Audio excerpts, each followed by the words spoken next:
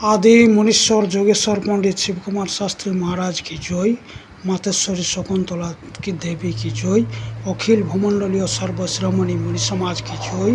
ओम शांति ओम शांति ओम शांति। शिवहम शिवहम।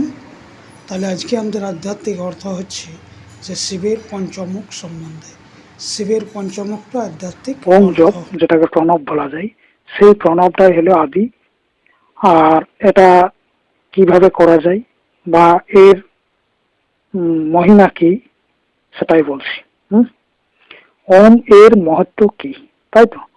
যে যদি নিরপেক্ষ হয়ে যদি বিচার করা যায়, তাহলে সব থেকে বড় আর সবচেয়ে উত্তম যদি সচিদানন্দের নাম কোনো আছে তো তা ওম আছে। পরমাত্মার যত নাম আছে তা এজন্য আছে যে তার উপর বিচার করে মানুষ সেখান পর্যন্ত পৌঁছাতে পারে, পরমাত্মাকে পেতে পারে। কারো নাম হোক, নামের তাৎপর্য এই আছে যে যে সেখান পর্যন্ত পৌঁছাতে চায় পৌঁছাতে পারে, আর পৌঁছে তার প্রত্যক্ষ করতেও পারে। গুণ, রূপ আর কর্ম অনুসারে নাম কিভাবে করা যায়।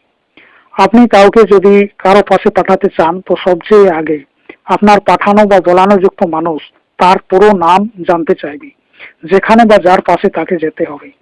সব ঠিকানা পেয়ে যাওয়ার পরও যদি খোঁজা ব্যক্তির তার নামের সন্ধান নেই বা নাম জানে না, যাকে সে খোঁজ করছে তো তাকে কখনো পেতে পারে না যাকে খোঁজ করছে।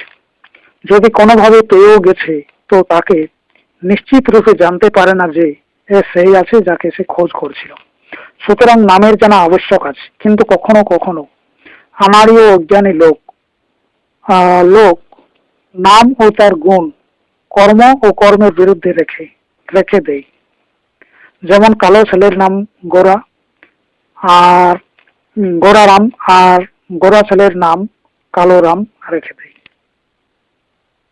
এখন যদি এই দুজন ভাই ভাই হয় আর একই ঘরে থাকে, আর দুজনকে খোঁজা ব্যক্তি এদের ঘরে পৌঁছে যায় আর এদের পেয়েও যায়, তবুও তার বড় বেশি ভ্রম হয়ে যাবে। গুণ, কর্ম আর রূপের বিপরীত নাম রাখাতে ওই গোরারামকে কালোরাম আর কালোরামকে গোরারাম বুঝে নেবে। কিন্তু মণিগণ ঈশ্বরেই নন, কারো কখনো তার রূপ, গুণ আর কর্মের বিরুদ্ধে নাম রেখেছিলেন না। অতএব মনিদের রাখা নামকে জেনে সেখান পর্যন্ত পৌঁছা বা তাকে জানা যার ওই নাম আছে অনেক সরল এবং সুগম ছিল। কিন্তু যদি কেউ ওই ভাষাতে অপরিচিত আছে, যে ভাষাতে নাম আছে, তো ওই নাম দ্বারা কখনো তাকে জানতে পারবে না যে যার ওই নাম আছে। নামের অর্থ জানতে ভুল কিছু আছে। এই বিষয়ে দৃষ্টান্তের জন্য পঞ্চমুখ নামকে নেন।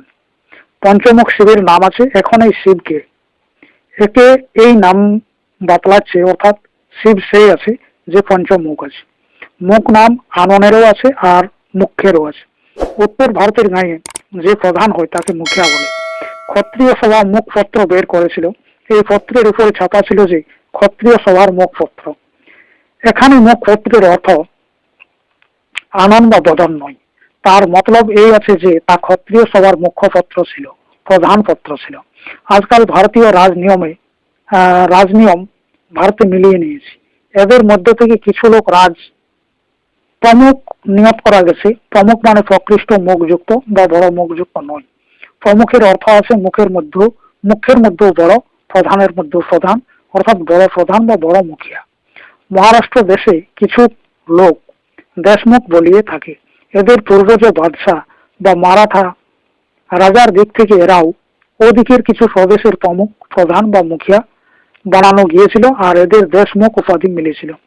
এইসব দেশমুখের বংশজ আজও বলিয়ে থাকে দেশমুখ বলিয়ে থাকে।